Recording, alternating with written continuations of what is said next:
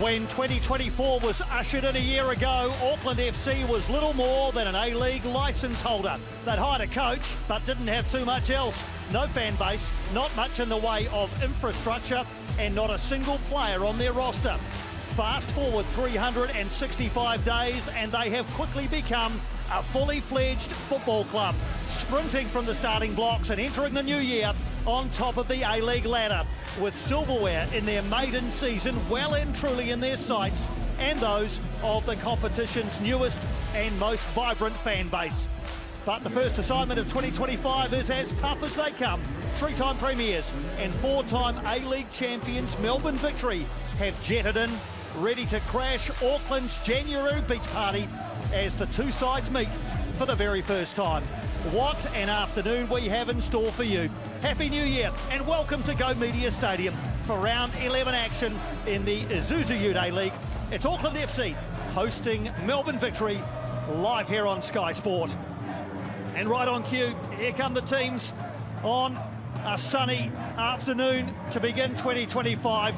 There is Jake Brimmer, you can see, you got a glimpse of him there with young daughter Evelyn holding Dad's hand. She's over for the holidays. And there she is, Evelyn, walking proudly out with Dad. It's a pretty special day for him too as he comes up against his former side. Tailor-made dress and all, Piney. Brilliant. You wonder about the emotions going through Jake Brimmer's head. He had such a long connection with Melbourne Victory. He faces them today for the first time as an Auckland FC player. Much more to come as our game progresses on the performance of Jake Brimmer. Let's have a look at the Auckland FC side. They are unchanged, unsurprisingly, from the side that started the 4-1 win over the Mariners on Saturday. Tommy Smith and Nando Pinaka, both natural left-footers, team up in central defence. Hiroki Sakai reverts back out to right back. Alex Paulson, Nando Pinaka, Francis de Vries, Gijumo Mai, Liam Gillian and Felipe Gallegos have started all 10 of Auckland FC's matches. Two changes for Melbourne Victory after their 3-0 loss to Sydney. Zinedine Mashash is suspended after his red card. Bruno Fornaroli starts for the first time since round one. Adama Traore also comes in at left back, pushing Casey Boss further forward, with Nikos Virgos dropping down to Melbourne Victory's bench. Also on the bench for Melbourne Victory, Nishan Velupillay returns after missing the big blue. And for Auckland FC, Scott Galloway could feature against his first professional club if he takes the field for Auckland FC this afternoon. Steve Corica had a pretty good record managing against Melbourne Victory, or has, during his time with Sydney FC. He lost just 5 of 16 meetings, with 10 wins and a draw. It was better than he managed as a player when he won just 4 of his 15 clashes with Victory. Arthur Dillis took the reins at Melbourne Victory after the departure of Patrick Kisnorbo, just 7 games into his tenure. He's got plenty of experience though. He was senior assistant to both Kisnorbo and former Victory coach Tony Popovic, and also worked under Popovic at Western Sydney and Greek club Xanthi. Ultra consistent Victory fullback Jason Geria brings up a major milestone today. It's his 200th A-League men's match. 187 of those have been with Melbourne Victory. He's the club's all-time 3rd highest appearance maker. And Jake Brimmer meets his former club today. He played the last 4 seasons with Melbourne Victory, clocking up 99 games and winning the Johnny Warren Medal in the 2021-22 season. His last game for Victory was last season's grand final. Alareza Fagani's our referee. It's the first time he's taken charge of Auckland FC. He'll be assisted by a trio of Kiwis, Edward Cook and Gareth Sheehan on the lines, and Campbell Kirk Kawana War as 4th official. Chris Griffith-Jones standing by in the VAR booth if required.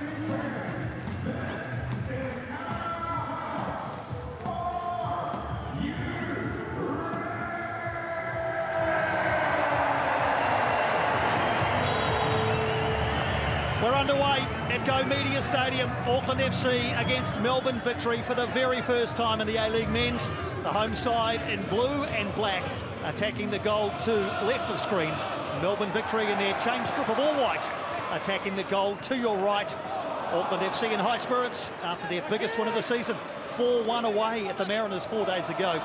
Melbourne Victory tasted defeat for just the second time this season that same night, going down 3-0 to Sydney FC in the Big Blue. Two of the competition's front runners, Auckland FC atop, Melbourne Victory tucked into third spot. A wonderful day in Auckland, a pretty good playing surface. What more could you want on January the 1st or any day of the year, Jacob? Kia ora, everybody. Happy New Year. Bit of a crash landing it's been for Arthur Dillis. Started with the derby, then had the Big Blue, and now he's up against the league leaders, travelling to Auckland off the back of a very short turnaround. A couple of early stumbles as well from Melbourne Victory, not quite into rhythm. Be looking to get their way past the mark that they conceded last week against Sydney. There's Casey Boss in that advanced position we talked about. There was a bit of conjecture perhaps that Adama Traore might play further forward.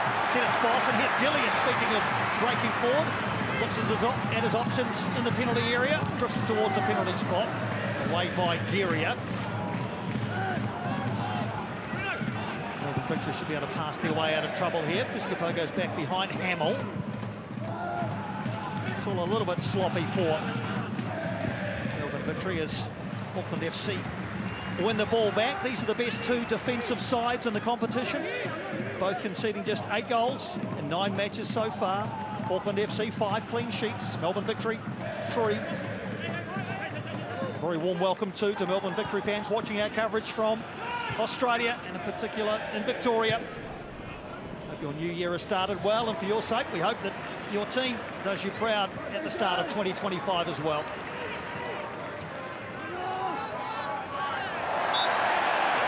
Foul on Moreno by Adama Traore, freshly restored to the side. Moreno was one of the characters that impressed last week, playing a slightly wider role than he has done in previous fixtures, that time being taken to ground by Adama Traore.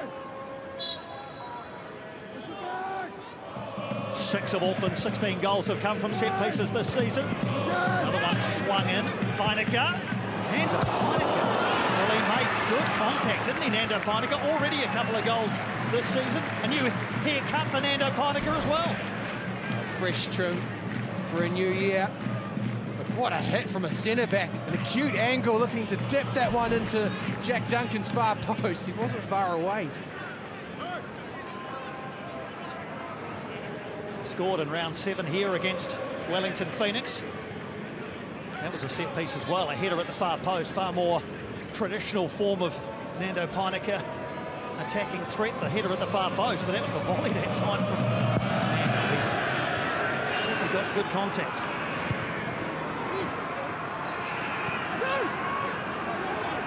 Miranda battling away in central defence, the Victory captain. Brimmer, first chance to stretch his legs against his former side, sets Gillian away in towards the 6-yard area, and Traore could feel Moreno coming, tucked it behind for a corner, and gives his team the glare. Rather surprisingly, Jason Geary has started the last 2 matches a little bit sluggishly. Allowed Liam Gillian a half-yard there. It's a great ball into that corridor of uncertainty behind the backline and just in front of the keeper. You wonder if that's what Adama Traore is suggesting there, that perhaps Melbourne Victory are a touch slow out of the blocks. It's been mainly Auckland FC in the first 4 minutes or so. A crowded 6-yard area for the first corner of the contest, to be delivered by Francis de Vries.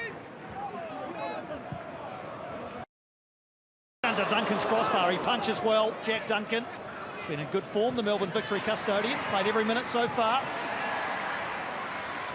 Brimmer picks up the scraps, he can't find Tommy Smith, but Brimmer has it again. Gillian, outside him to Vries. Can he wrap his foot around this? No, but he's won another corner. So Auckland FC on the front foot early in this one. Well, they pretty much won the game inside 25 minutes last week against the Central Coast Mariners, and they are turning the screws early on Melbourne Victory, particularly down this right-hand side. And as we touched on before, Piney, that was the avenue to the early goal last week. Jason Geria not having a good time of things at the moment. Another early headache for him. Ella Fagani is keen to impose himself upon these crowded 6-yard areas early. Nader Moreno going to line this corner up for Auckland FC. Far post to DeVries. What a save, Duncan! What a save by Jack Duncan! Superb reflexes to deny Francis DeVries a second goal of the season. Oh, he was immensely impressive last week, and he has started again, point blank. What a header, but an even better save. Well, Jack Duncan had to watch on as Alex Paulson played every minute for Wellington Phoenix last season, but he clearly hasn't lost any of his sharpness. Terrific save there. Another corner, though, for Auckland FC as they pile the pressure on. It's flicked over towards the far post by an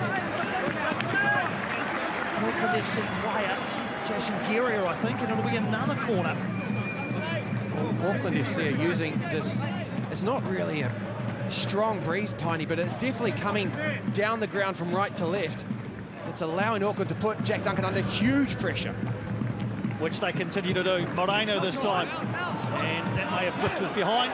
Yes, says the assistant referee on the far side. So a little bit wasteful for Nader Moreno. But Francis DeVries, powerful header at the far post. He must have thought he was opening the scoring. Nando Peinica had a sighter early. He's a centre-back. Francis DeVries, left-back, has also already scored for Auckland FC this season. Must be wondering how he didn't add to that goal. Yeah, on the score sheet on round 5 against Newcastle. Looking to double his season tally then. Melbourne Victory just having a little bit of trouble getting out of their own territory here. They're winless in their last 4 games away from Amy Park. Haven't scored a goal away from that venue this season. Miranda, make sure that attack was snuffed out. Here's Ryan Teague, the impressive young Australian midfielder. Boss. Traore helps it up towards halfway. Every single player, apart from Alex Paulson, is in Melbourne Victory's half at the moment.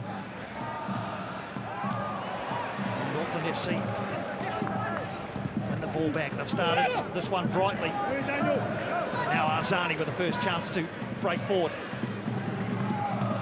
Here come the visitors, Melbourne Victory, as Fornaroli looks to get involved. Peinica gets the better of him. He's going to come back though through Boss. Valadon, Geordie. Piscopo operating in that 10 role just behind Fornaroli. As Melbourne Victory start to get the feel of the game just a little bit. Geria in game 200. Back in the Socceroos as well after 8 years in the international wilderness. Teague looking for Boss on the far side. That might be a bit big for Boss. No, he's got it back brilliantly. Logo by Nando Peinica. Gillian nicks it past Geria. Hasn't got a lot of teammates to help out at the moment and couldn't control that one as it went over the touchline in front of Arthur Dillis. That was much better from Melbourne Victory. You can see there the establishment of a triangle in the middle of the park. Geordie Valadon and Ryan Teague at the base of the midfield, but Bruno Piscopo just sitting in front of Bruno Fornaroli. Lovely sharp touches, good tempo to that period of play. First time Bruno Fornaroli has started a football match since round 1.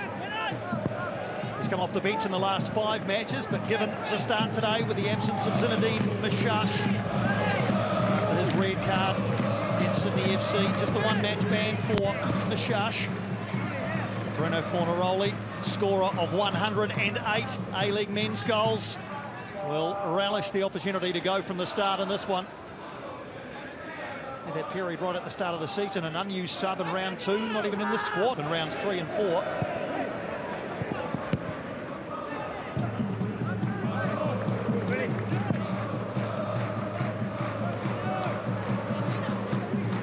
Just going back to Jack Duncan.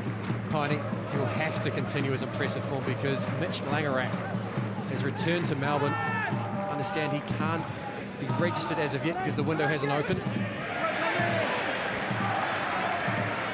Yeah, the 36-year-old former Socceroos goalkeeper rejoins Victory this month on an 18-month deal until the end of next season. He's been away for 15 years or so, playing first in Germany, a bit of time in Spain, and for the last 6 years in Japan with Nagoya Grampus. He's basically been ever present. But when Patrick Kisnorbo was asked about it, and I know he's not here anymore, he said, look, Jack Duncan's our number one. When Mitch Langerak arrives, he's going to have to usurp Duncan from that spot. It'll be a good battle. It certainly looks like it at the moment. Jack Duncan, although he conceded 3 goals last week, he was immensely impressive. Could have conceded 3 goals in the first 5 minutes, but came up with 2 big saves, Piney.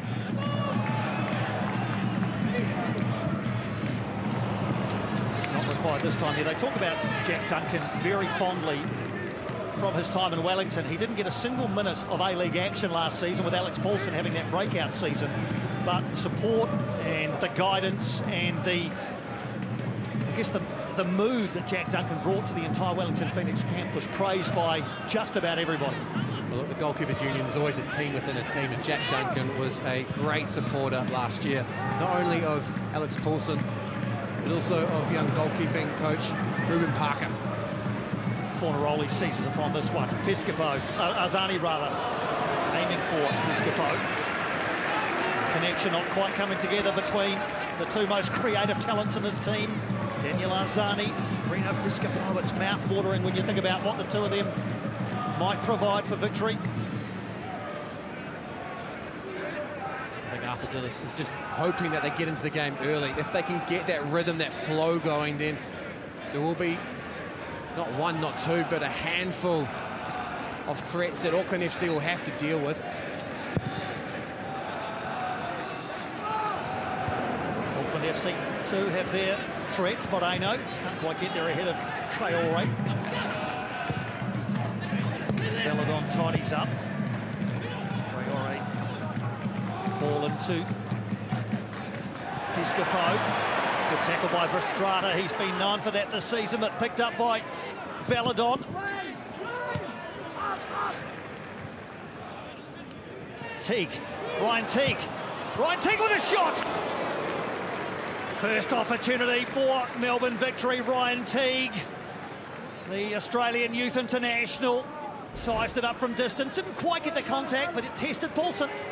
Well, once you've dealt with Arzani and Piscopo, then you have to consider the second wave and Veladon and Teague, and that time Ryan Teague makes his way through the heart of Auckland's defence, and that wasn't too far away. Certainly had Alex Paulson scrambling. A lot of people talking about Ryan Teague as a Socceroo in waiting, maybe as early as March of this year when the Socceroos get together again. Arzani takes the corner, up in the air from Tommy Smith. Arzani's going to get a second crack at it. Well, he was until Brimmer took it off him. Jake Brimmer looking to turn defence into attack with the help of Neidar Moreno. Gillian is furthest forward. Guillermo Mai up on the left-hand side. Taken off Jake Brimmer by Melbourne Victory. Might have been Fornaroli tracking back, I think. Piscopo and Arzani furthest advanced. Tackles flying in, and that one was illegal, says Elareza Fagani. Lou Verstrata committing the offence. Well, his previous challenge was impeccable, beautifully timed, and that time Verstrata bringing Arzani to the floor. Just touching on the referee, Piney, Elareza Fagani. He's someone that allows a competition to develop, allows a confrontation to take place, and looking forward to seeing how he manages this one today. Expect the players to have more licence than normal. I'm sure you won't get an argument from the players. Alex Paulson making sure the defensive structure is sound. Ryan Teague and Reno Piscopo are the 2 in charge. There's a 4-man wall that's been constructed by the Black Knights. Teague helps it in, and it's the far post, Geria, and then up and over. Guillermo Mai is back helping out, and Jason Geria at the far post. It's a delicious delivery. It could have been Boss or BJ Hamill. Eventually forced to Geria. Unfortunately, the contact took it up and away from the goal. Corner results, though. Azani to take. Again, the delivery is near post, away by Gallegos. Jack Brimmer just decides to clear Auckland FC's lines. Clever header by Traore back out to Azani. He's got a nice open field to it. New Year's Day football, nothing better. Melbourne Victory staying in the central city and had to tolerate the fireworks at midnight last night, which I think kept a couple of them awake longer than they would have hoped. Bit bleary-eyed as Casey Boss has a tongue on the back of the shirt of Louis Vestrata. There's an exuberance to this one already. Certainly excitement around Mount Smart Stadium today, being voiced in particular down the end of Alex Paulson, the port. A festive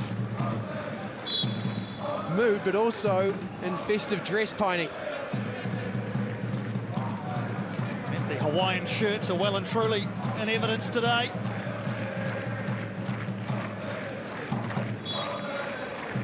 Many of those shirts specially designed with the Auckland FC crest on them. It's also told pre-game, we haven't had any evidence of this yet, that a couple of them have Hiroki Sakai and Steve Corica's faces on them. We'll keep an eye out for those for you. Moreno can't keep it in. No Jason Pinelands after last week, Piney? I wouldn't imagine in this part of the country, Jacob, no. Speaking of Sakai, he's hardly been sighted in the first 15 or 16 minutes. Well, I do like this change from Arthur Dillis. He's pushed Casey Boss forward, who has been one of the most impressive players for Melbourne Victory on the ball. Great delivery. I think he's actually utilising him to push. Moreno. Saved by Duncan. Boss is being utilised to push Sakai back to really try and nullify that early threat we saw there from Moreno. Haven't seen it so far for Auckland FC, but in his native Colombia, has scored from range and rather regularly. Tommy Smith, who's looking set for a run on the starting side. Dan Hall with that broken ankle that's set to keep him out for another couple of months. So Tommy Smith and Nando Painika, the centre-back pairing, the All Whites central defenders.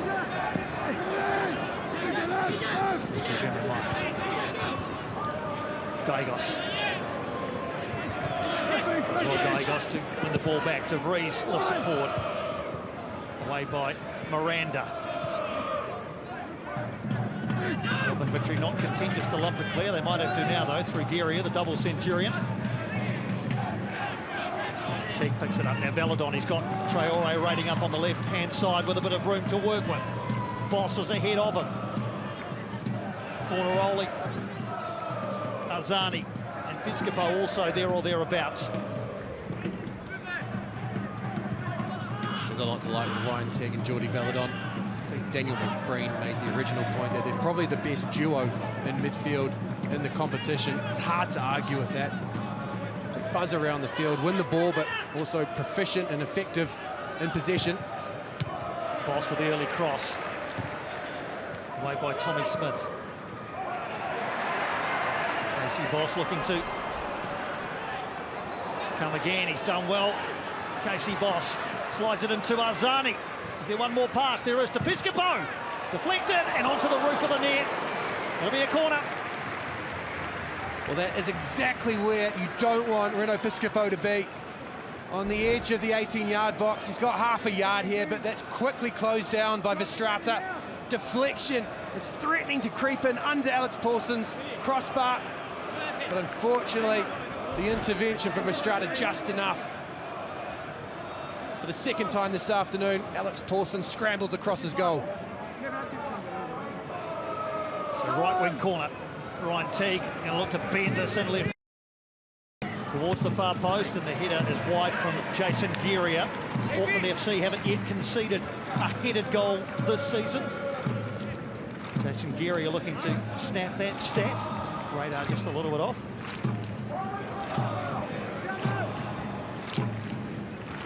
Paulson just settling things here, looking to go long. Victory have established themselves on the ball, Piney, looking to move Auckland around. Auckland, their response has been to keep Victory in front of them. Maurice Regani here, just having a chat to Jake Brimmer. Seems to be about the shin pads fighting, which I'm sure are only barely legal. I think a lot of players try to get away with the smallest ones they possibly can, don't they? Jake Brimmer might be in that number, like the big bulky ones that some players prefer. Well, it's probably more prominent at the Tawa Grizzlies level, Piney. Certainly. And Opinaka with that trademark ball from left to right. Arriving to Sakai, not quite quickly enough though, as Jack Duncan is right at the edge of his penalty area. First time we've really seen Hiroki Sakai involved in an attacking sense all afternoon.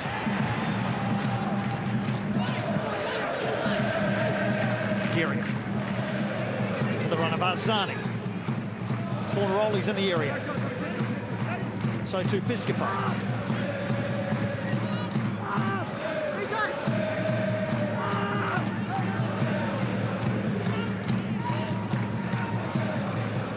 Clever from Belladon. Try and bring Boss in, but Sakai had other ideas. We'll have to go back to Paulson here, and he'll clear Auckland FC's lines. Clever from Guillermo Mike, and he nicked that away. He can't from Hamill. Good defending from Hamill.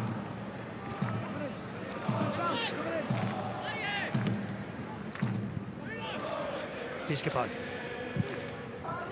Just slide one into the feet of Bruno Fornaroli. Nearly, but not quite from Reno. That was sharp thinking from Piscopo. Fornaroli puts his hand up and says, wasn't quite on the same wavelength. Foul by Brendan Hamill coming through on Guillermo Mai. There's certainly no stopping at the moment, Piney. Every dead ball seems to be taken incredibly quickly. Both sides trying to create up-tempo. Certainly the players out there to do it. Lots of Veladon, T, Garzani for Melbourne victory. De Vries, Gillian, Moreno for Auckland FC. He's got a bit of defending here. Gets it away from Arzani, and Liam Gillian unable to keep it in. Well, there you've got the territory where the game's being played, and Auckland won't want to keep Melbourne victory in possession all the time, but they'll be happy with how things are developing here. Quite comfortable attacking from deep. Spring forward fast. Sakai rips one forward towards Liam Gillian. Here comes Duncan. And again, calm penalty area management from Jack Duncan.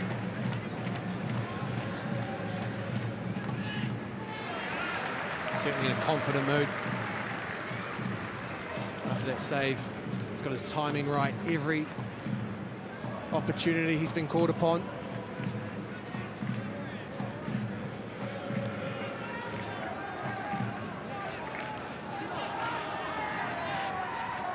So up and down the left for Melbourne. Victory has been the order of the day. Casey Boss has been very prominent in that regard.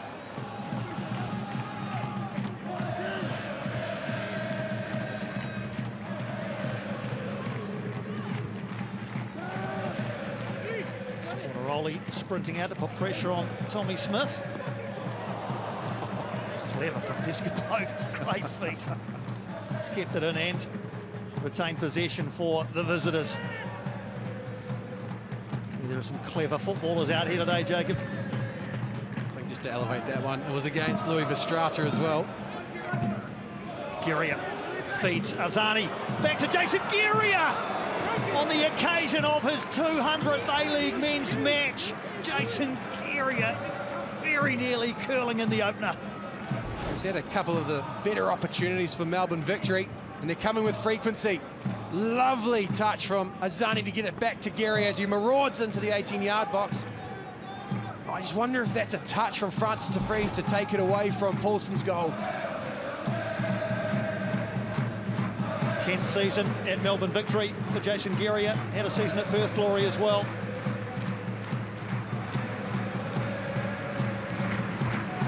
As mentioned back in the Socceroos setup, played in October and November.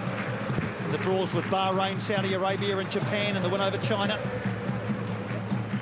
You know, a lot of people have been calling for him to be considered in the international frame again, and Tony Popovic answered that call. Piscopo riding a number of fouls before Alireza Fagani eventually decided to give him a free kick. You can understand why he's becoming a targeted man, the number 27 for Melbourne Victory. Piscopo there getting away from Gallegos, but no evading Verstraete. Just going back to that point earlier, Piney, about the emphasis down the left-hand side. I think what we're seeing here is Casey Boss is playing as a left winger. He's occupying a very wide position, but Melbourne Victory are trying to commit Jason Guerra forward as Arzani tucks in, so we're not really seeing attacking down the right-hand side as much.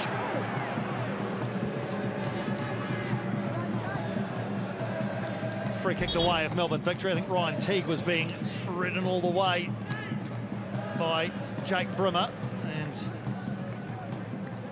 I think when Teague actually put the challenge in on Jake Brimmer, he thought he might have got the free kick and went the other way. Here's Boss. Valadon.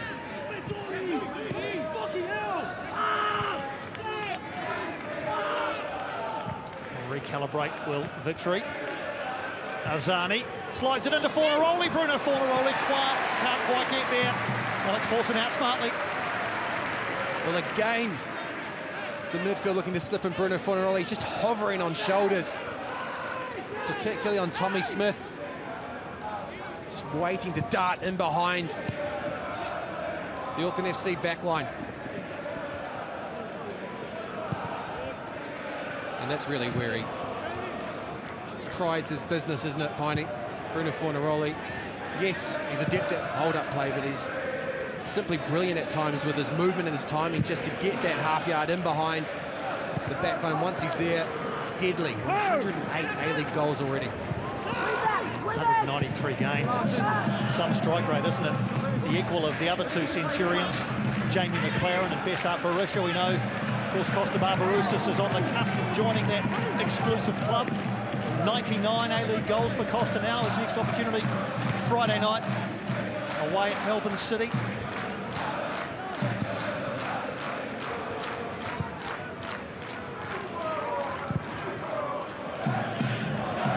Finds De Vries. Gillian outside.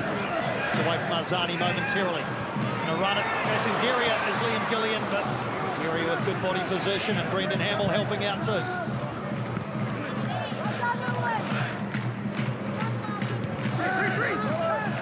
De Vries thought about a cross. Ryan Teague in the way. Well, Melbourne Victory trying to punch through the heart of Auckland FC's defence. For Auckland, the outlet's wide. And they have broken forward. Liam Gillian just demonstrated those dancing feet yet again. Tackles flying in, but Alireza Fagani's letting it go for the moment. He's quite happy. Or had he blown up then? No, it's the players that are expecting the whistle to come, and I think in any other match it might have been blown a couple of times for either side, but Reza Fagani quite happy to let things go.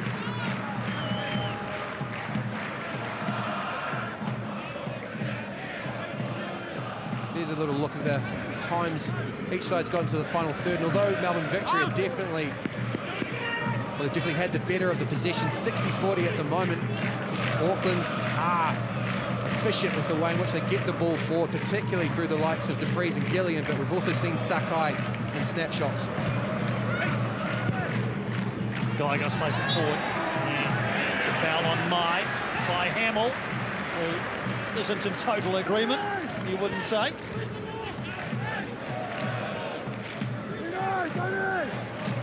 You can quite clearly see there Reza Fagani saying you've sighed through the back of Guillermo Mai. And also understand BJ Hamill's point. He's coming and he's simply trying to block.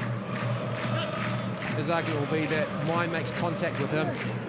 Regardless, Francis De Vries has a chance to whip this one in front of Jack Duncan. Half an hour gone at Go Media.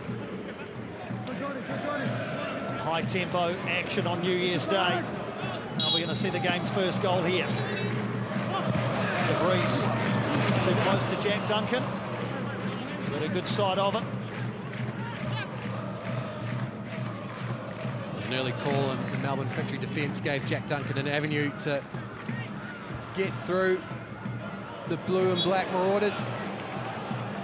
There's certainly some timber that got fought there as well, Piney. Auckland FC are a danger from a set piece. Foul by Guillermo Mai here on Ryan Teague, who's just getting to his feet now. Whereas Pagani has left the card in the pocket for the meantime, but he had a word or two to Guillermo Mai. There seems to be a little competition here between Teague and Piscopo as to who can be fouled the most.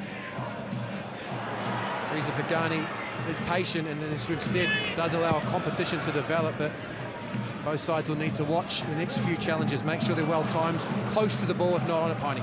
Here's Fornaroli. Boss out to his left. Piscopo through the middle. Here's Casey Boss. Geria. Now Arzani. Geria's continued his run into the penalty area. Jason Geria didn't get the contact he was after, but for the second time this afternoon, Jason Geria in good goal-scoring position. Well, let's credit Arzani here. He's been the avenue to Geria's two chances, puts it on a tee, and Jason Geria gets the contact all wrong. Scuffs his shot or cross, whatever it might be. Eventually comes to nothing. A goal scorer this season in round 4 against Brisbane, also scored in the grand final loss last season, of course. Doesn't get a lot though, just 4 in 199 games. But 2 pretty good chances this afternoon in the first half out.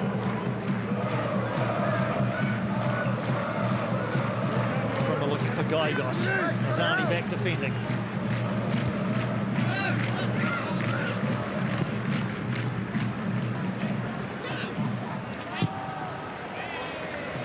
Is Piscopo going to be able to keep that one in? Not quite.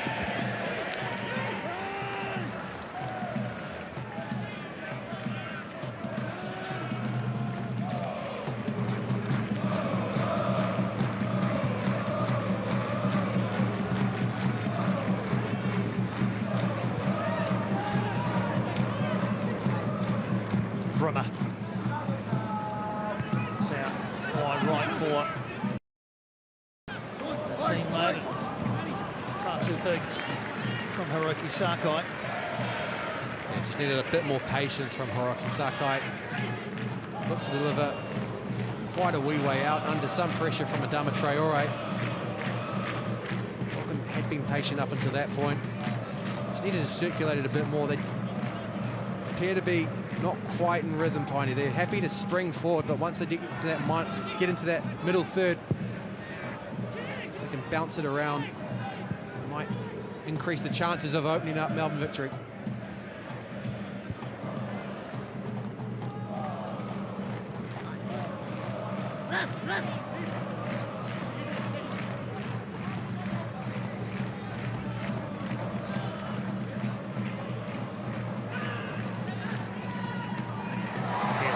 Seizing upon a loose ball, but quickly mopped up by Melbourne Victory's defence.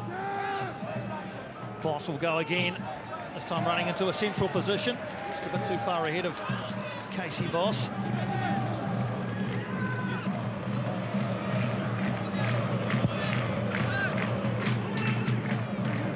Calm from Jack Duncan as well.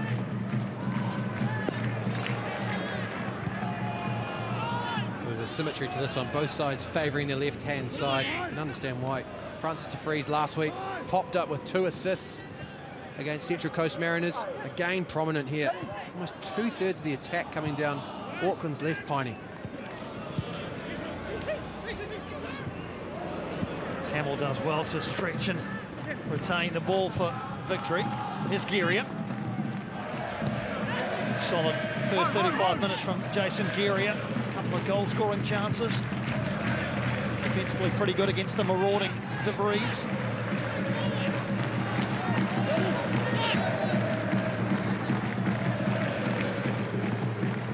Ten minutes to go until half-time. Arzani sees Geria wide right.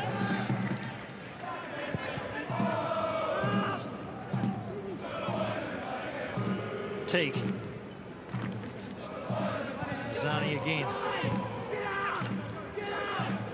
Victory happy to play a bit of keep ball for the moment. It's aimed for Zani. Easy clearance for De Vries. And Gillian's had a difficult time up and down the left in front of Francis De Vries. Quite bouncing his way as yet. Let's also credit Jason Gary, as you say, Tiny, the man that's worked his way into the Socceroos squad isn't going to give the youngster an inch. If anything, he's given him more to think about defensively. It's over the top of Hiroki Sakai. Piscopo, Fornaroli slides to deck. Ball falls the way of Nando Painica. Given away immediately though, and Traore now cutting in field.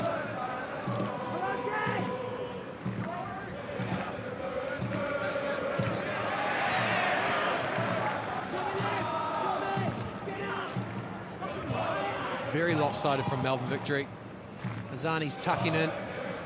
So there's no real right winger. Jason Guerrier, defensively minded player. He's hesitant to get forward at times, means you're playing through the centre channel or down the left. Here's Daniel Arzani from distance. Radar off from Daniel Arzani to look for a 9th A-League men's goal. Birthday coming up on Saturday for Daniel Arzani, his 26th. Well, yet again, this midfield box of Teague, Valadon, Piscopo and Azani are pulling the strings. They're really stretching Auckland FC, looking to play in between the spaces in midfield and defence. A lot more patient. Victory quite happy to circulate in order to get the free man on the ball. That time it was Arzani. See what he's trying to do there, Tony. Just dip it in on Alex Paulson, but far too much contact on the ball. Just the one shot on target so far for Melbourne Victory. That was the scuffed effort from Jason Guerrier.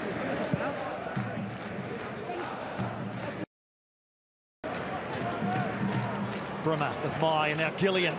He's got Moreno in the penalty area, but only Moreno at the moment. Now arriving is Guillermo Mai. Gillian again can't find a route into the penalty area. Miranda in the way. Just at times, the moment seems to move beyond Liam Gillian. I think if he had released it, he had Louis Vestrada at the top of the box, ready for a cutback. First time pass from De Vries, up and over his own crossbar from Roderick Miranda. Another corner coming the way of the Black Knights. Well, again, it's the delivery of De Vries. Physically, he can get forward and get it in one-on-one, but quite happy to stand off and deliver, and that time well managed by Roderick Miranda.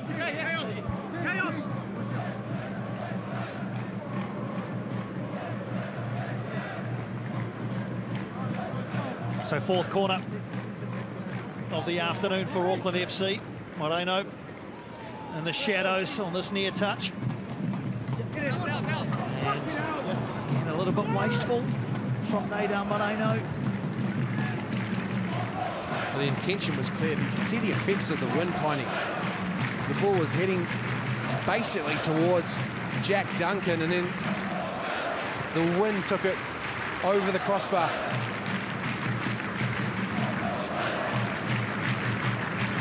Blustery in Auckland today.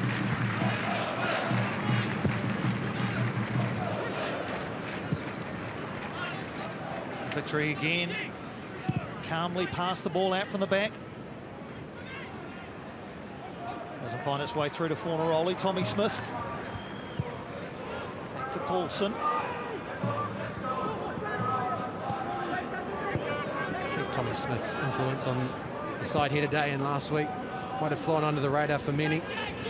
As you said, Tony, a left-sided centre-back. I'd rather be playing in Nando Painica's position today, but he really was a plug-and-play solution for them last week and has done well again this week up against a side with a range of threats. Sakai sees Moreno. Mai in the area, won't find him. Another corner coming. The way of Auckland FC, courtesy of the Colombian Nado Moreno. There's definite willingness and exuberance from this Auckland FC front line, targeting the space in behind Melbourne Victory. Elastically snapped forward. Just at times, the cavalry's arriving a bit late. There aren't that many targets to find from out wide. Again, Alireza Fagani wants a little less combativeness in the 6-yard area before the ball is delivered. I'm not sure he's going to get his wish. For De Vries to hang this one up under the crossbar, doesn't, but he'll get another go at it as Bruno Fornaroli does the defending at the near post. He just really wants to drop it onto Jack Duncan's line with so many players around him. Flicked away by Boss that time. Any touch was good enough. Rena Piscopo might turn defence into attack here as he streaks away from Liam Gillian, who gamely chases.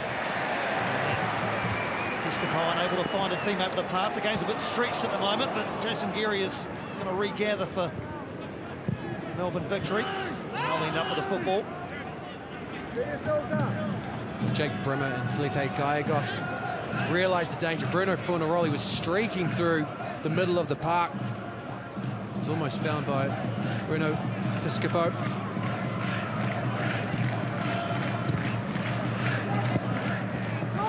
Estrada breaks up the latest attack. Victory get the ball back though, and Azani has it in a tight area. Estrada is doing all he can to take it away from him. Isn't able to do so. Valadon gets a bounce in his favour.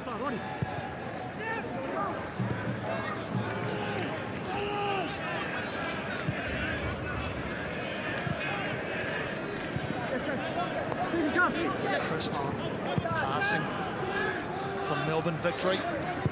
Assured in possession.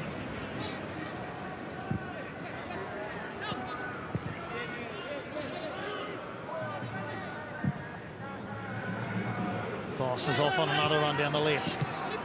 And Hiroki Sakai elected to put that one behind. So Auckland FC will have to defend another corner here. Well, Victory certainly having the better of the things in possession. This is the way Arthur Dillis would have been drawing up his side's response to that big blue loss last week. Rena Piscopo will take this one. Towards Paulson, who comes in confidently, claims it. It's actually been one of the features of Alex Paulson's development from this season to last, obviously working with Jonathan Gould, but he has been commanding under the high ball, very confident. Gillian streaking onto a through ball. To get away from Hamill. De Vries towards the far post. Moreno is there. And off. And Melbourne victory defender last. Another corner coming the way of the home side. Well, again, it's Francis De Vries. This time stands it up to the back post, and it's a combination of Traore and Teague that denies Moreno. Now trotting across to take the corner. Expect this one again, Piney, to go in and around Jack Duncan. Nando Peinecker typically lurks at that front post. This time finds himself with Tommy Smith and Guillermo Mai at the back stick. At least that's where they're going to start. Victory have only conceded once from set pieces this season. Again, it's hung up by De Vries, and I think that's defeated the byline. It has. Assistant referee on the far side with the flag up. Well, Ali Risa Fagani hesitated there to blow the whistle. And I'd suggest that's the effective VAR. Saw the call from the assistant referee, but allowed play to continue. Saw it last week, actually, in Auckland against Central Coast game, checking for whether or not the ball crossed the line before Auckland's second. So 30 seconds of regulation time to go. Can't imagine there'll be any more than a minute or so to be added. Can't remember any stoppages of great length in the first half. Is there an opportunity for one or other of these two sides to fashion one more opportunity before the half-time break?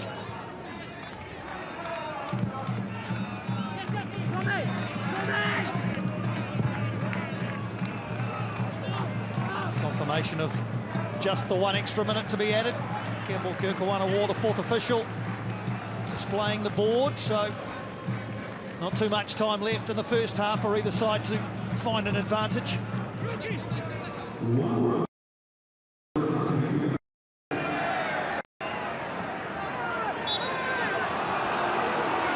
Jake Brimmer committed the foul. Again, he isn't in total agreement.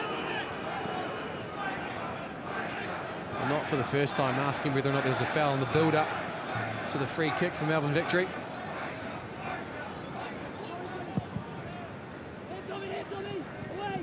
Smith, solid header away. The Strata looking to free up Kelly and can't get it past Geria. Almost a mix up at the back with Hamill, but they've come out of it okay. We've had the extra minute. Quick check of the watch from Elarissa Pagani.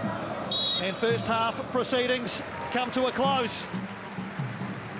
Melbourne victory have arrived with real intent. Auckland FC too, though, have had their moments. Nothing to trouble the scorers, though. Half-time at Go Media Stadium on New Year's Day. Auckland FC 0, Melbourne victory 0.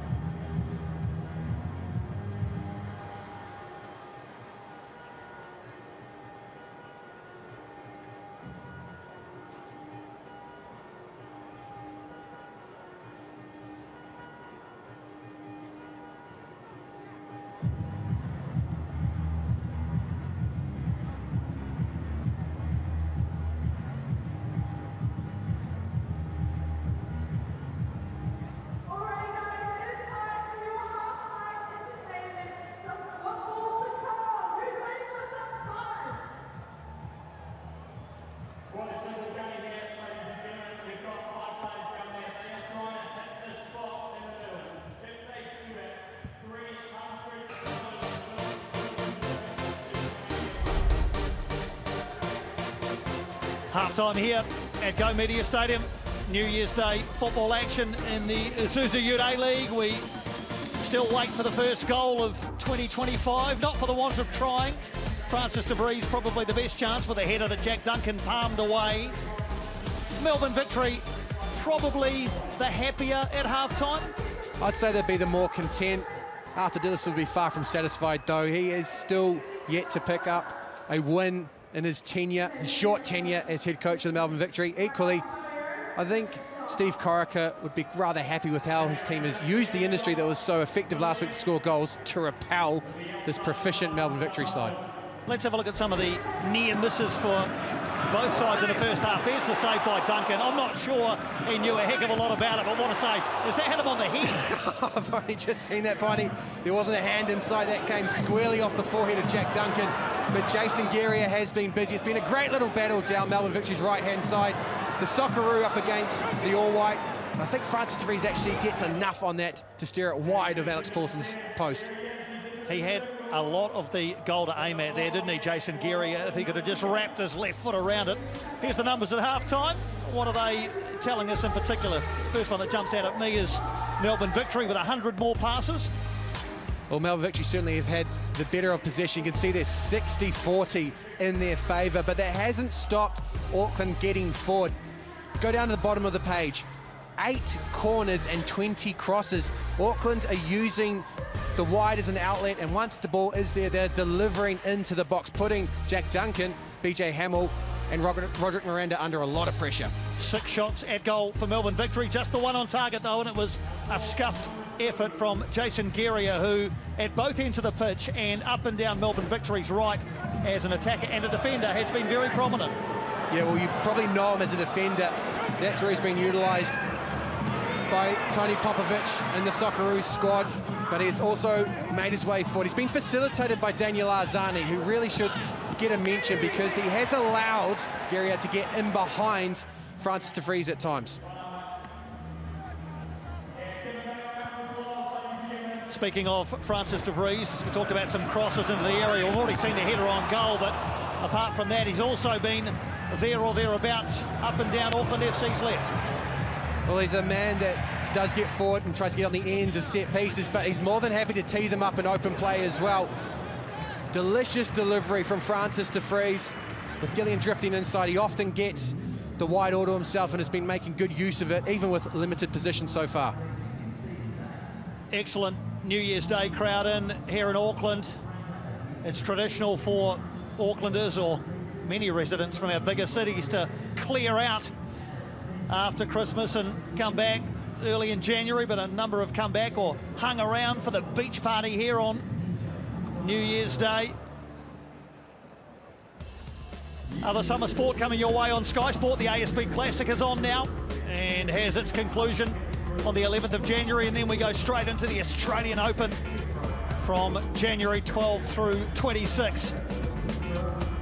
And more football action coming Friday night as Wellington Phoenix try to break a long-running hoodoo at Amy Park when they take on Melbourne City. We've got it from 7 o'clock Friday night on Sky Sport 3. And in the Premier League, Nottingham Forest up to the giddy heights of second off the back of Chris Wood and his goals. They take on Wolves Tuesday, the 7th of January, 9 o'clock. We're back after the break with the second half. Auckland FC and Melbourne Victory locked at 0-0 at half-time.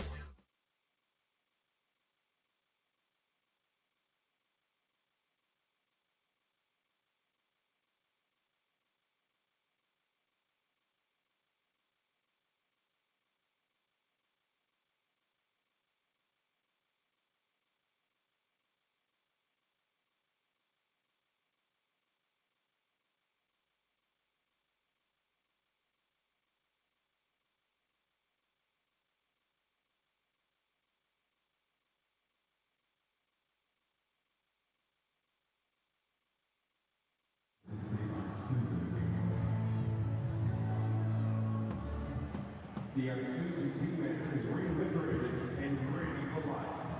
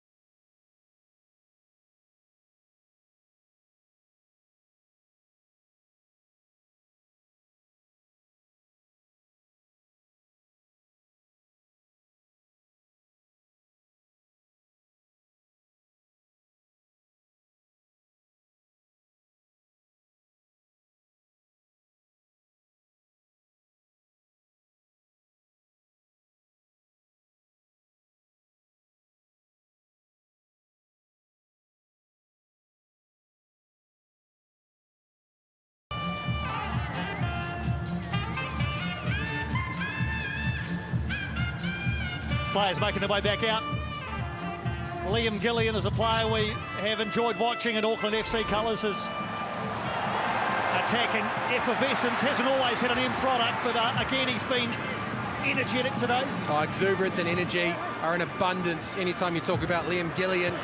It's whether or not he can convert that busyness into an opener for us here today. Certainly, there's been a player to buzz around. Got an assist last week, teed up Jake Brimmer, and he's had to be at it because he's had Jason Geria and Daniel Azani to contend with.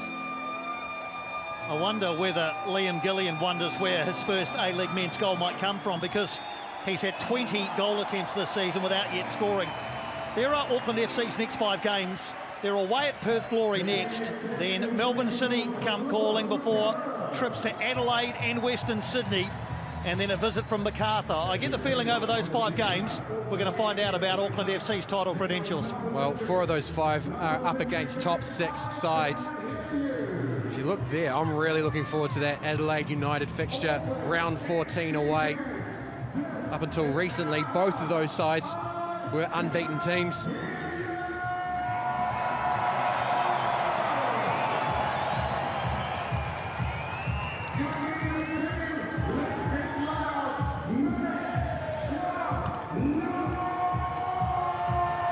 So no changes that we're aware of for either side. Nando Peinecker with the New Year trim.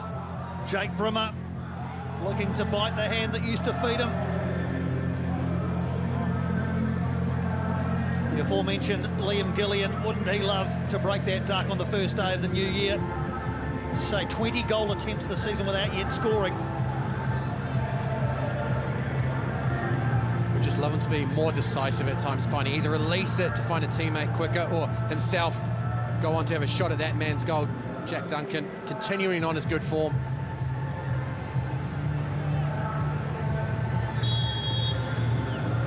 Second half is underway. Auckland FC and blue and black now attacking the port end. That's to right of screen.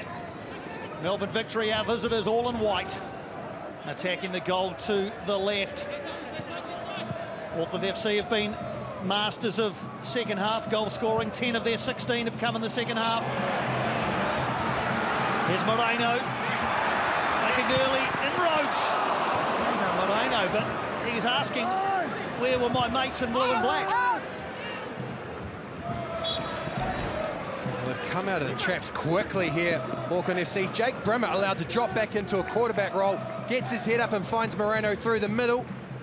And Guillermo Mai, arms open, saying, I was right there, just put it to me on a plate.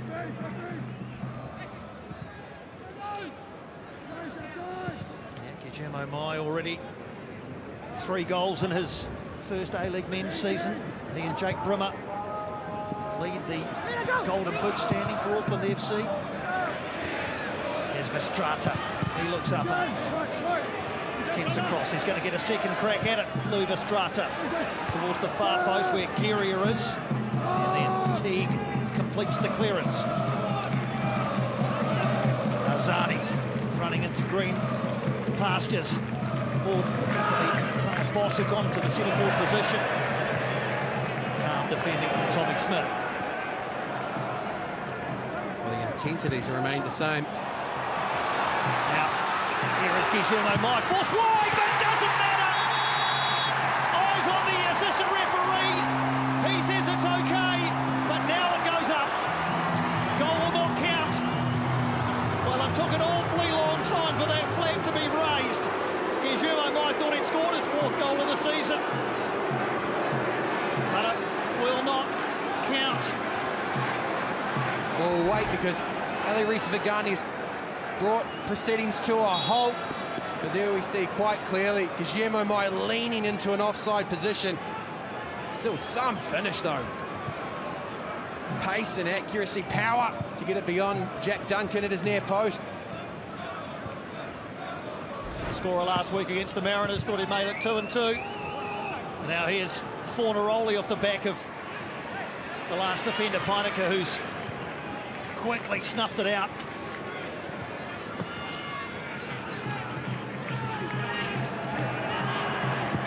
Gillian stayed down after that latest challenge. There's an opportunity again for Auckland FC and Guillermo Mai. Looking to fashion room for a shot, gave it to Verstrata, who hasn't been a goal scorer this season yet. Straight at Jack Duncan. Foul there by Hiroki Sakai. Well, Auckland FC have responded here. It's a lovely touch, a deft header for Moreno.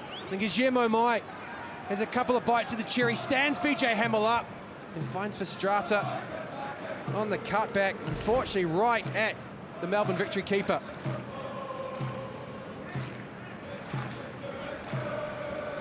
There's that stat about the half-time goals. 10 of their 16 in the second half. That's the 3rd most in the A-League. 7 of those 10 have come in the last quarter hour of matches. So they're the masters of the late show, Auckland FC. Only Sydney and Western Sydney are better than Tony. In trouble here, and here's Brimmer. Couldn't get it out from under his feet. Given to him by Ryan Teague. A rare lapse of defensive solidity there from Melbourne Victory. Almost presented their old boy Jack Brimmer with a chance. Well, equally, Brimmer is kicking himself. Sought to take an extra touch when the ball was dropping kindly to hit it first time. I'm sure we'll see that one again. But Auckland FC are sharp here at the start of the second half.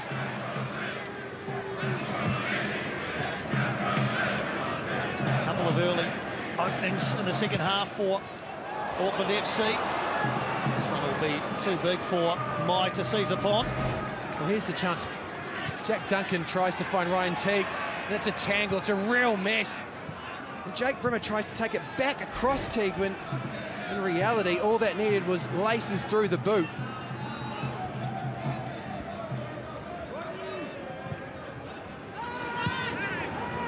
Flag up as Bruno Fornaroli had come back from an offside position.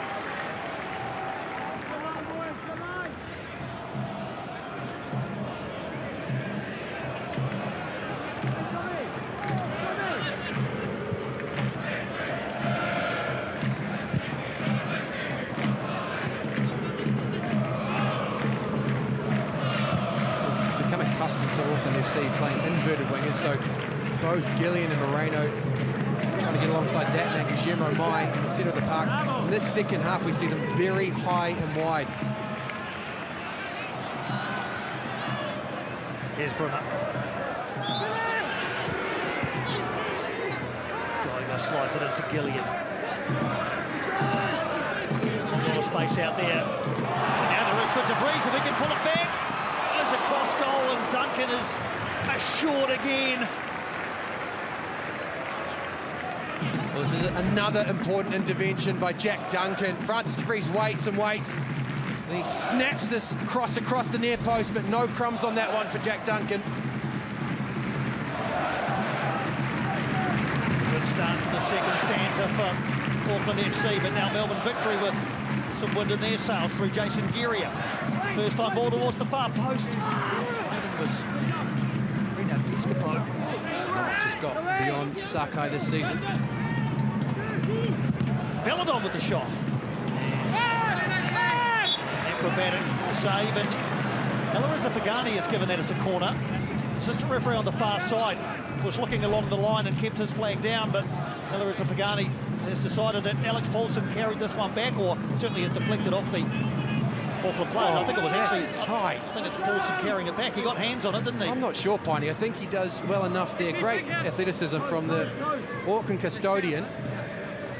Well, no, it does creep across the goal line. A tight one, though. Will it be costly?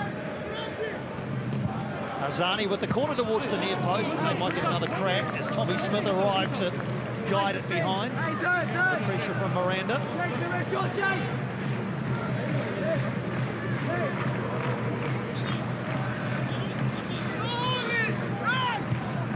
Azani again. Again, the delivery is probably what he hoped. The contest at set pieces, particularly corners, has been really intriguing. Both sides wrestling to try and get an inch in the opponent's box. None given thus far. Traore's going to have to go all the way back to Miranda.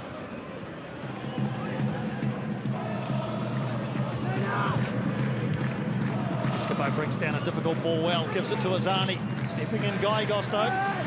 Piscopo wondered why he wasn't awarded a free kick as Liam Gillian sets off down Auckland FC's left-hand side, taking on Hamill, who's stride for stride, and off Hamill last for an Auckland FC corner.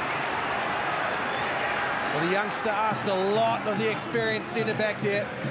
DJ Hamill had to stretch the legs. Liam Gillian was testing him. It's that touch there that wins out for BJ Hamill. That said, it gives us another corner. Up to 12 now, Piney. So Brummer will take this one. The 8th for Auckland FC, 4 for Melbourne victory. Gathered at the far post for Jake Brummer's delivery. Couple making it difficult for Jack Duncan on his goal line too. It's very deep, and in fact far too deep. That's probably the best representation of how the conditions are affecting play here. Jake Brummer quite happy to just stand the ball up and let the wind do the work in the first half. This time, just to wrap his foot around it, but even then the wind takes it away from any person in a blue or black shirt. Gallegos helps it forward. Hamill out towards Geria. There we go, ladies and gentlemen. First half versus second half. Look at that. A turnaround. Auckland, 60% possession in the second half. In the first half, it was Melbourne that were dictating play. Smith gets there ahead of Piscopo, and Piscopo carries the white centre-back into giving away the throw into Fornaroli. To Azani, clever. Daniel Azani, that's gone behind, I think, for a goal kick. He thought the last touch was from an Auckland player, but clever interplay in the penalty area. Well, that's exactly where you don't want Daniel Azani. Wow. Just drifts beyond Bruno Fornaroli. Nando Painaka can't get anywhere near him. And it's fortunate, because Because even from such an acute angle, he's dangerous. There's Alex Paulson at full stretch, but that ball had already travelled over the goal line. So chances, or half chances maybe, at both ends, the first 10 minutes of the second half. It's no wonder both sides have denied and defied. Two best defences in the competition. You have to really earn everything when you come up against these sides. Guillermo Mai again breaking and beyond. Yeah, flag up for offside. Guillermo Mai come from offside position. Roderick Miranda taking a bit of creative licence with exactly where the free kick should be taken from.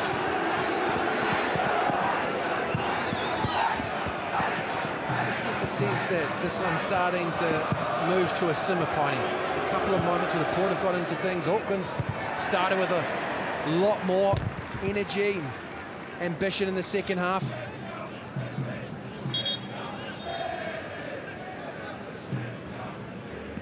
It's the first of a New Year's Day double-header in the Isuzu UTE League Men's. Following this, we're at Combank Stadium where Western Sydney Wanderers host Macarthur.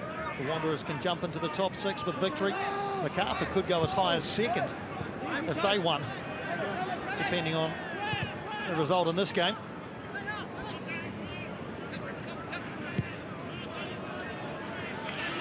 That's a wonderful insight, mate. Appreciate the way you spent your New Year's Eve, Piney.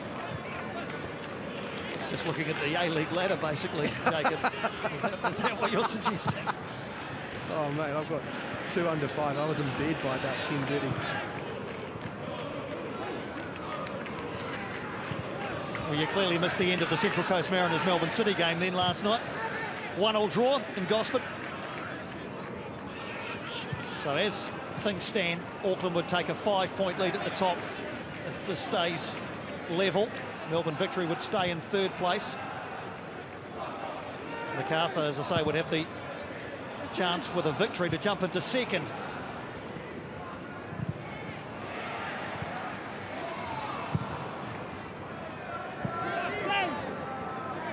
We've mentioned Auckland's ability to score in the second half in particular. And although there are threats on the field, they can turn to Max Mata, Jesse Randall and Logan Rogerson on the bench. Equally, Melbourne Victory's bench has firepower on it. Nishan Valutale, Jing Reese, and the big man up front, Virgos. And there's a lot of attacking weaponry at the disposal of Arthur Dillis if he chooses to use it. Steve Corica, Logan Rogerson, Jesse Randall, Max Mata, all attacking options off his reserves bench.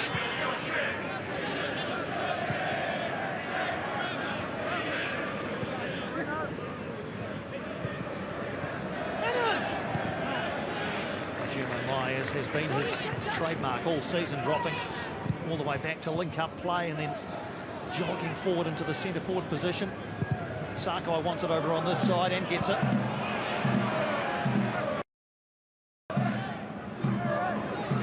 Patient at the moment from Auckland FC. Tommy Smith down the line, just trying to haul it in, no. It's very much a 180 as to how the first half was played. Auckland now in Melbourne Victory's half and dictating things. Crisp passing, moving them side to side, but not really cutting through. There's that possession stat again, Piney. Approaching the hour mark, we're still goalless. De Vries takes one ahead for the run of Mai. Doesn't quite reach him. Geria gives it away to Vestrata. Moreno. Brimmer trying to link up play. Vestrata now can't find his captain, Sakai. There we go, the middle of the park. And I think what's noticeable, particularly for Auckland FC, is that Jake Brimmer's happy to start high, but then he'll drop off the line with Guillermo Mai. And at times interchange. Louis Vestrata's had a lot more license to get forward, and we've seen him on a number of occasions over the last 5 minutes just try and make a run in that central right channel. All right, wins the throw off Moreno.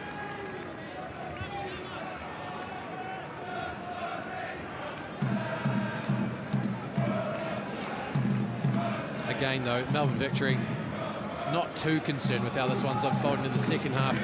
Backed themselves defensively, organised, disciplined.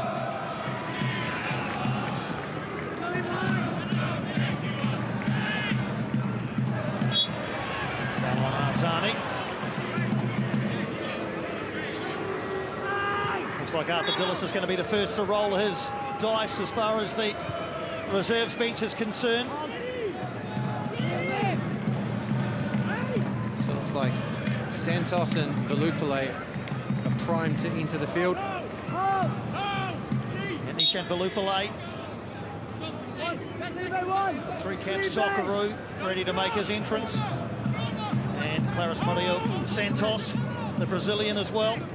I'll wait until this free kick is taken.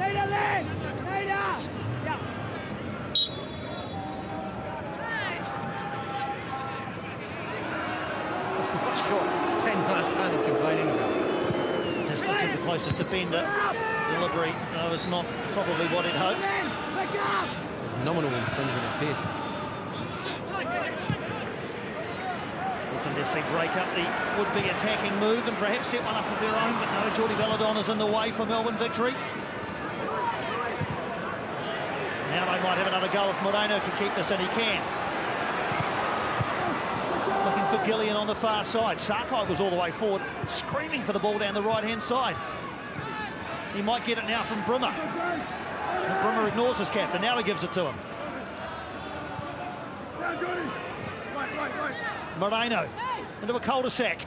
It does win a throw.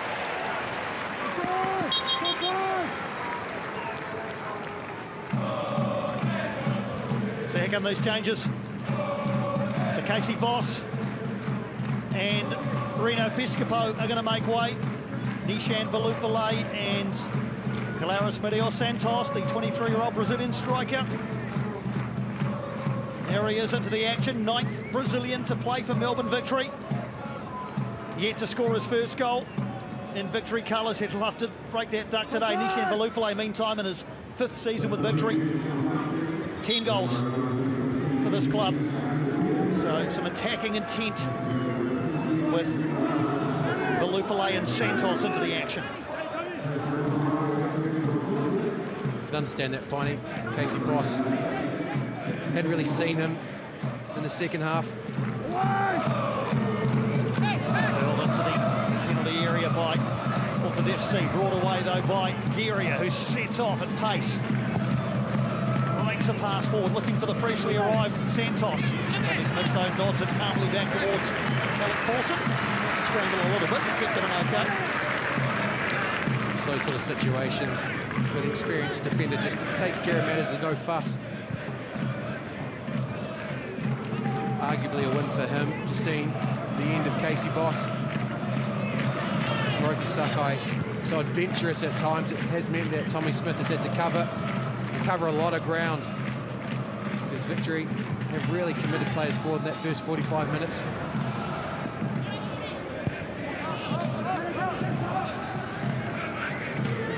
Auckland's replacements continue to warm up and watch on from behind the goal that their team is attacking. Down the port end. It's the goal to the right of screen as we look.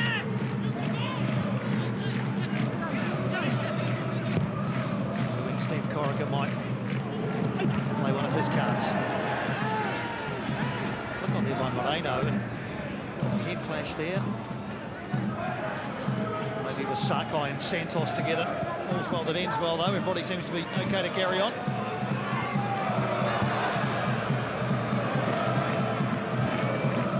got away to Gallegos. Auckland FC profit through Gillian. He's got DeVries inside him. Cuts inside to Gillian. Flashes it across the face of goal as Liam Gillian. Well, the intent was there. You can see Gillian breaking forward, good energy, reads the play well, uses DeVries to create room off the back of BJ Hamill, but the execution, unfortunately, wasn't present. that flashed across the goal, Piney. Clever from Geria. Velupale with his first action. Fouled in the centre circle, and Louis Verstraete is going to pick up the first booking of the contest. It's a good touch from Velupale, gets a turn on. Verstraete's trying to cover. Velupale wanting to take the ball beyond Verstraete, and that time Larissa Vagani goes to the book. Does pose an interesting question about how Verstraete plays the rest of this game, Tony, because he's got a lot of talent buzzing in and around him in that midfield. It's also a fourth yellow card of the season for Louis Verstraete, so one more would earn him an automatic one-match ban. But as you say, he walks the tightrope for the last quarter of this game on a yellow card, Jacob. He wouldn't want to be flying into too many tackles, would he? Jason Geria commits the foul on his former teammate, Jake Brimmer.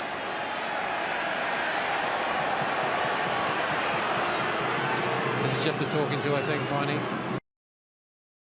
Doing this for the benefit of others in white as much as it's for Jason Geria.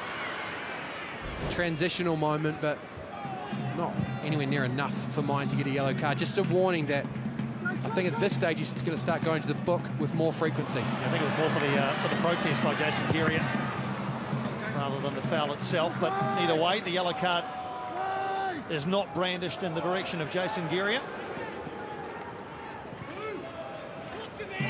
De Vries, quick look up into the penalty area, aiming for Moreno at the far post. Duncan had done the sums in his head. Giving away to Sakai though.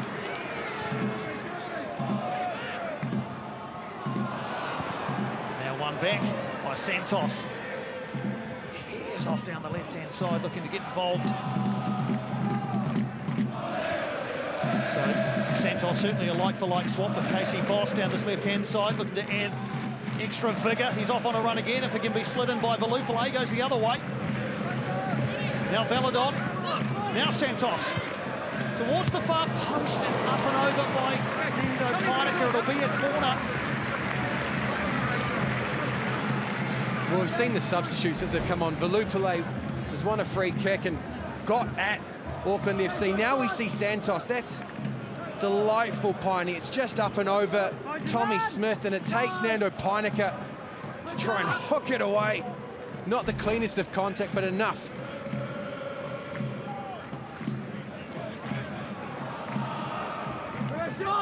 And Nishan Velupale, another one called into the Socceroos by Tony Popovic.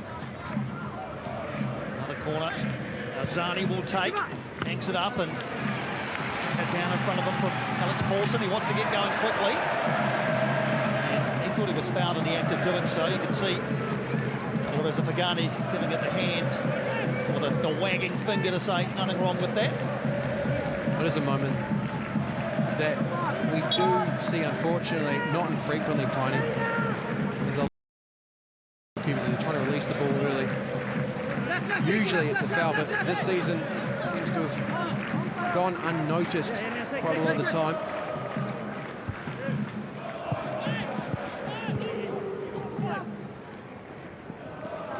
Miranda. Challenged by Verstraete. Taken away from Velupale. Here he is down here in front of the coaching boxes. Moreno does well, but can't find the ball through. Miranda in the way. Suggestions of handball. Breaks to Brimmer. Seems to be more space out on Auckland FC's left.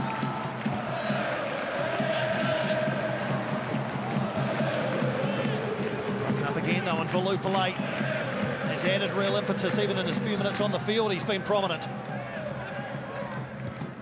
Here he is again, Nishan Velupale. They back off a little bit. Not his best work that time, Nishan Velupale. The eyes go to the heavens. Auckland FC started the second half sharp. They were crisp. That tempo's dropped away, and it's been replaced by energy, which has been injected by Santos and Velupale. Proactive changes from Arthur Dillis. And swung things back in his favour. Victory had the better of this first half. Now they seem to have the better of the second half as we head towards the 70-minute mark. Arthur Dillis there at bottom of screen is watching all this unfold from his technical area. Traore tries to get past Verstraete. That's not the easiest assignment in the A-League by any stretch.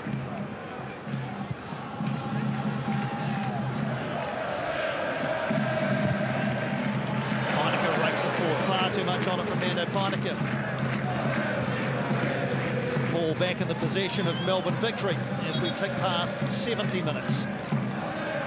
And man down for Melbourne Victory is Adama Traore, so brief break in play while Traore is attended to. Steve Currick is calling the troops across, Jake Brimmer in particular. At the start of that second half, Piney, what was noticeable is that Jake Brimmer was on the ball a lot. You see he was dropping deep and getting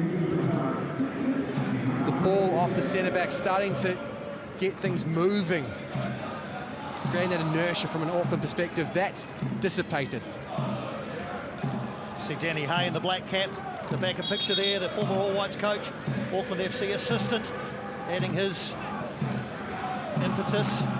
Here's Danny Hay.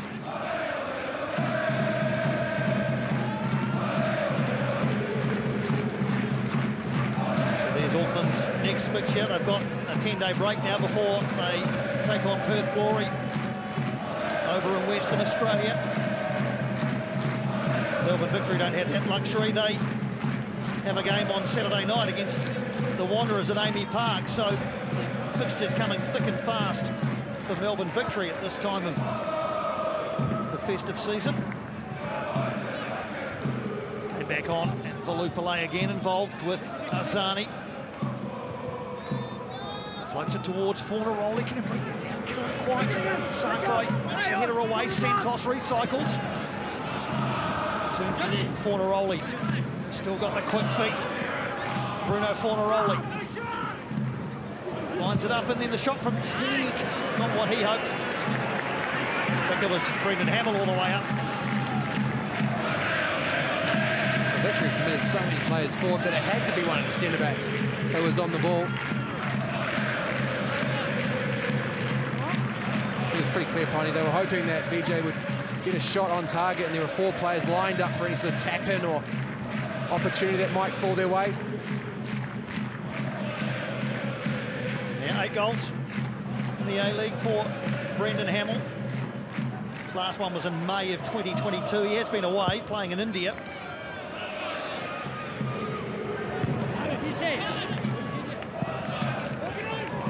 Another change coming for Melbourne Victory, and we're going to see Nikos Burgos on for Bruno Fornaroli. So he's given it his all, Bruno, in his first start since round 1. But he makes way now for the Greek striker, Nikos Burgos. A couple of goals already this season in his 9 appearances. He's the man to unlock Auckland FC's defence. That's it. Larissa Fagani, so we'll get the ball back.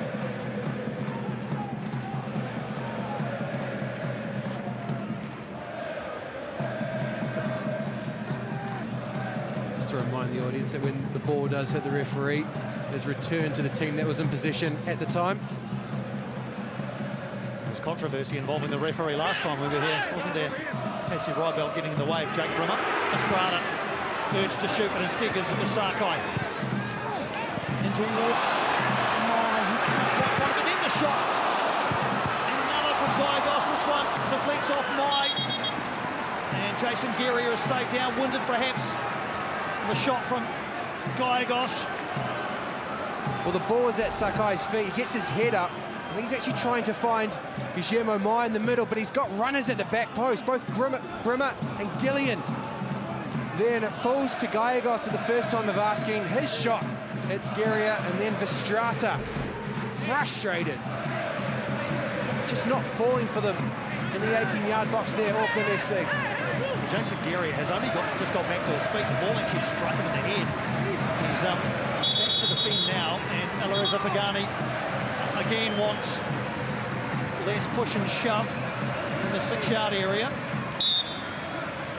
Corner now can be delivered. Crowded there, a punch by Duncan. Gillian scrambles across to try and recycle. The Rappers put around this one, not going to be given the opportunity. Santos it was, and now just clutches the back of his hamstring. Santos, did you notice that?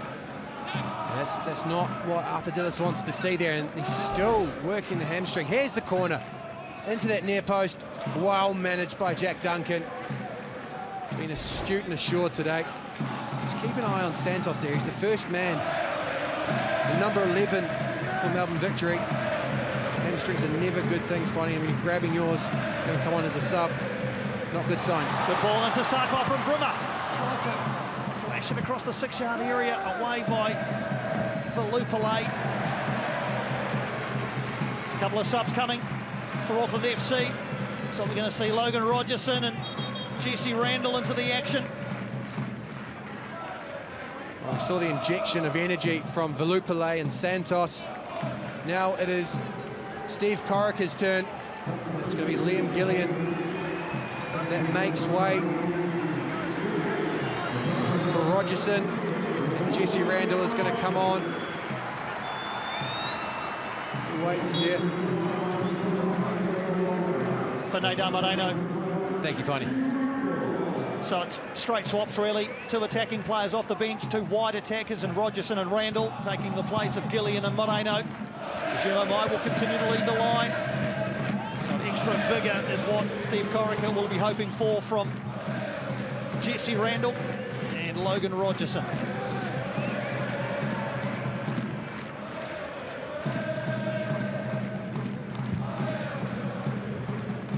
Rogerson, of course, Bonnie scored. He came off the bench last week at Central Coast and arguably was the pick of the goals for Auckland FC. Yeah, his second of this A-League season.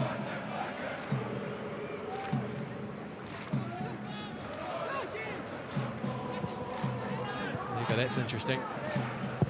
12 touches in the opponent's box to 3 in favour of Auckland FC. Logan Rogerson gets away from Traore. Can he find room for a shot? Logan Rogerson inside to Mai. It's just come apart, unfortunately, for Auckland FC as they run it out over this side through Brendan Hamill. Throw coming the way of the home side, though, as the Port find a greater volume to try and urge their team to the first goal. Well, they've found their voice in the second half. Up for it in 2025. Hawaiian themed, passion infused.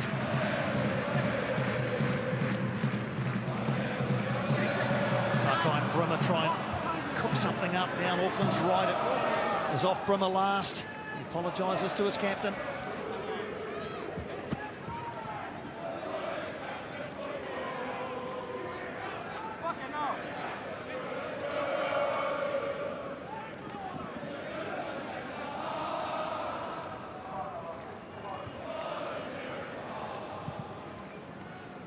Where is the game's crucial moment coming from? Any number of players out there who might supply it. Let's touch on the fact that we're in the profitable end of the game from Auckland FC's perspective. 7 goals in the last 15 minutes. Melbourne Victory aren't against a late goal either.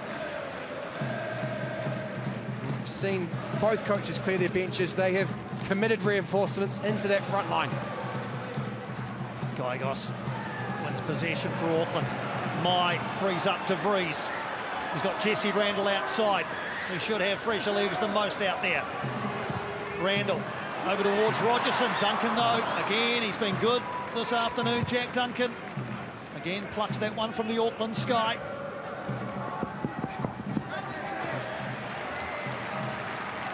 Almost released Daniel Arzani there. You see the number 7 raising his hand to his goalkeeper for the thought.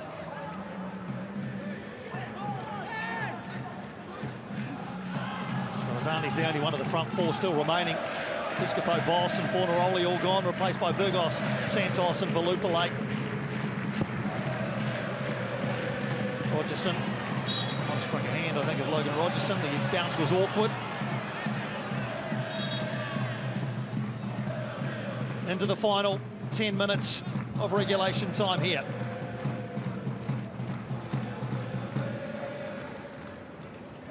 Auckland FC have yet to play out a 0-0 draw in their very short A-League men's life.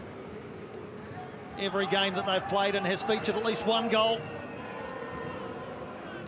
I believe they've only failed to score in one as well, Piney. That was the 4-0 win last time they were here against Western United. Indeed. They do have one draw against their name, the 2-2 draw with Melbourne City during Unite round. In fact, that wasn't Unite round. It was away, a 2-2 draw with Mai and Moreno on the score sheet that day.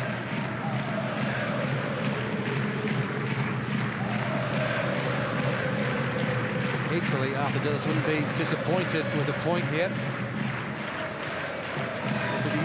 Will be the only the second side to take a point from Mount Smart. And I guess when you come away to the home of the league leaders and you take away a point, you might not be absolutely ecstatic, but certainly satisfied. They've got a bit of work to do if they can do that. Izuzu Mai with the shot. And Jack Duncan really shaped as if to save it. And you wondered as it flew past him whether it might find its way in. Well, it was ambitious. Most players wouldn't take this on. A reverse across the goal. It's a lovely hit. I think Jack Duncan, once he sees the shape on it, realises it's never going to threaten the back post. But it certainly brought the port to their feet. Melbourne Victory stated the script and passed it out. And then Traore goes long. Nice touch from Virgos. The home side have it back through Sakai. Another change coming for Auckland FC, we're told. Play carries on. And Mai across towards Randall, headed away by Giria. And hacked into touch. And that change might come now. It's Max Mata, who I think is going to be introduced for Jake Brimmer.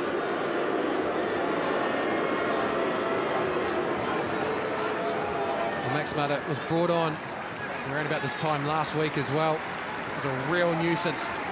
Another big physical threat for a tiring back line to deal with. Brimmer's worked hard, toiled again today, but space has been at a premium. He wasn't able to assert his influence, Piney.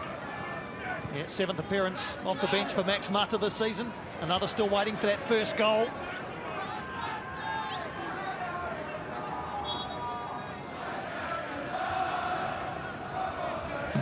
Max Mata. I don't think there's ever a bad time to score your first goal, but at 0-0 with 7 minutes to go would be close to ideal for Max Mata. Giria. Been up and down the right in game 200. Looks up and sees a couple of teammates in white, Virgos and Santos in the area. It's going to be Virgos who brings it down. Shapes to shoot. Tommy Smith was in close proximity. None of that Aussie Tommy Smith. You can see it coming and just simply stepped into the acrobatic effort from Nicholas Virgos. Yeah, when you play for the likes of Ipswich Town, Stevenage, Brentford, Colchester, MK Dons, you're not at home for that sort of trickery, are you? Next one to chase after that. One more subs coming for Melbourne Victory as Arthur Dillis looks for a winning goal.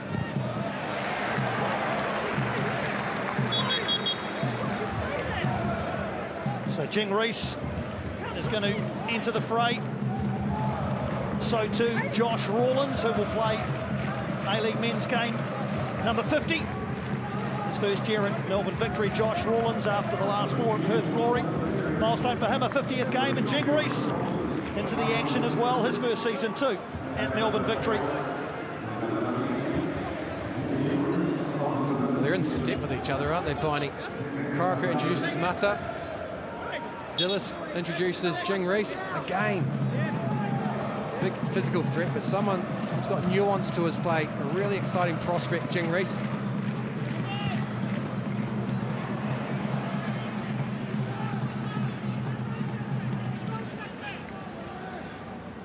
So Josh Rawlins has gone into the left side of Melbourne Victory's back line, so that's a straight swap for Adama Traore. Jing Reese has taken the place of Daniel Azani, so straight swaps really. Just a bit of extra energy and X-factor perhaps. We know that Jing Reese has got that in his locker.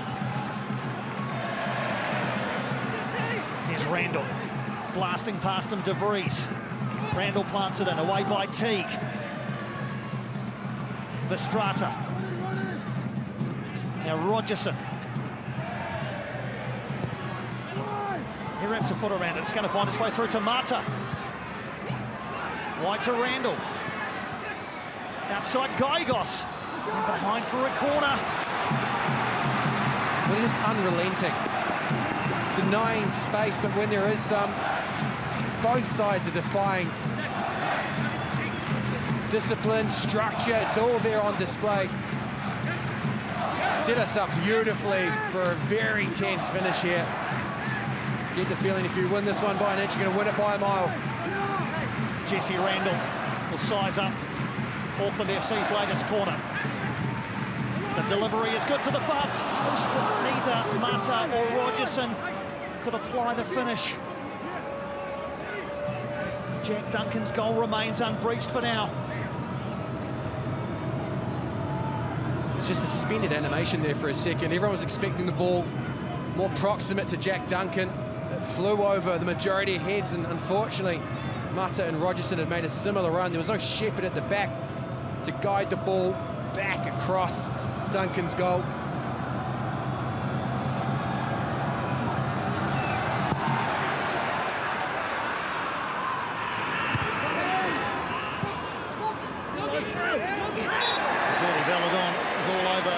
Rogerson there, so Auckland FC will pick up a free kick.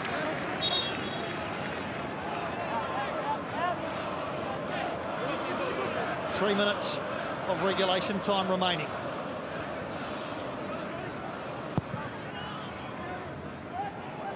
As mentioned a couple of times, Auckland FC have scored late plenty of times in their inaugural A-League men's season.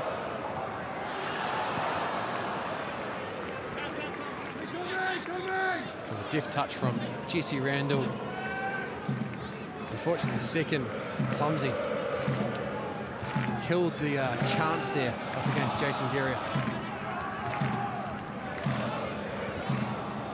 Veladon and T continue to battle away in Victory's engine room. And they've freed up Rawlins.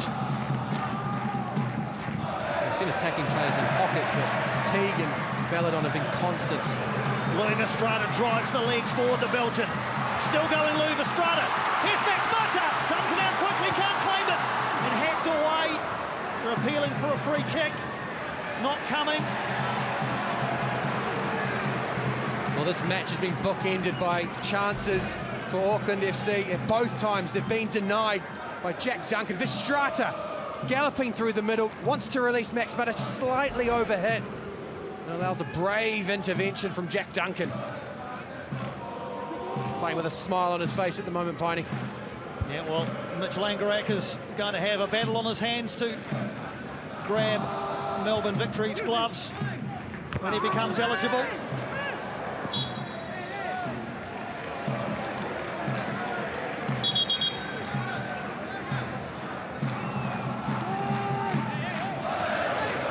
A decent crowd for New Year's Day, Piney. As you say, Auckland, a lot scarcer than it typically is, but those that have stayed at home have shown up in support of Auckland FC. Yeah, just a tick under 15,000 here.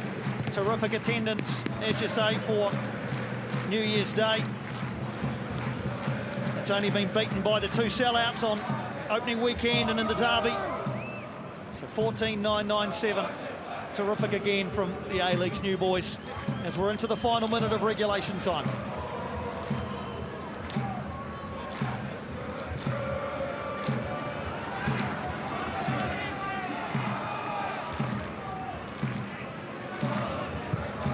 Into the final stages of an arm wrestle at Go Media.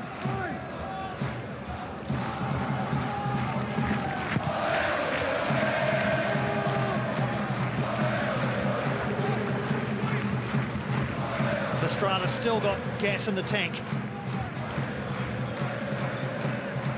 Confirmation of an extra 3 minutes minimum at the end of this one, so not a heck of a lot of time to play with, but still enough time.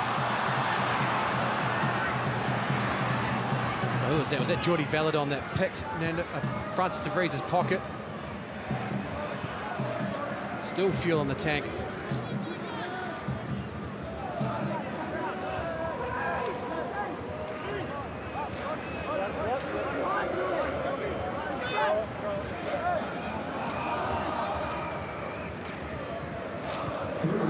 Players try and urge their aching legs one last time.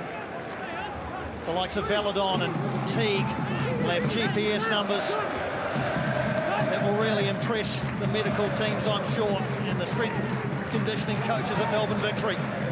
They've formed a terrific base in the middle of Melbourne Victory's engine room. Verstrata as well has not stopped running and is still doing so. On the ball again, Louis Verstrata.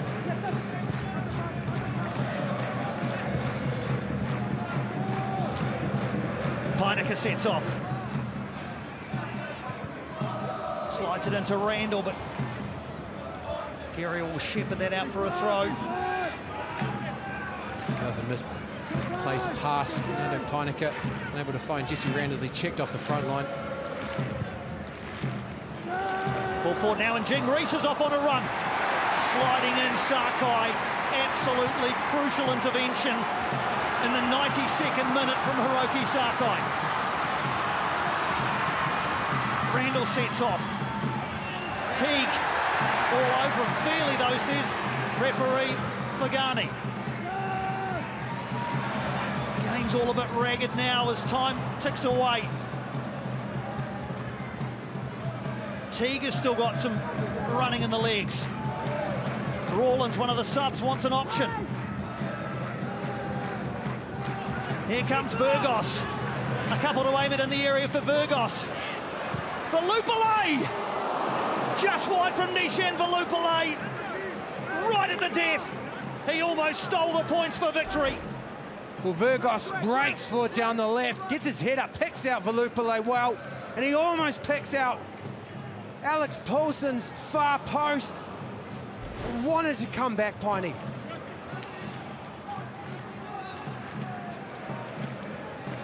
That could be the key moment as time ticks away.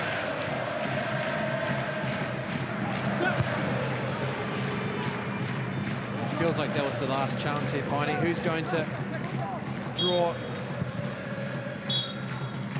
Nobody is the answer. A stalemate on New Year's Day at Go Media.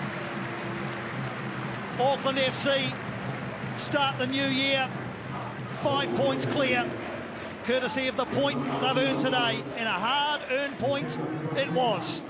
There's your full-time score. Auckland FC 0, Melbourne Victory 0.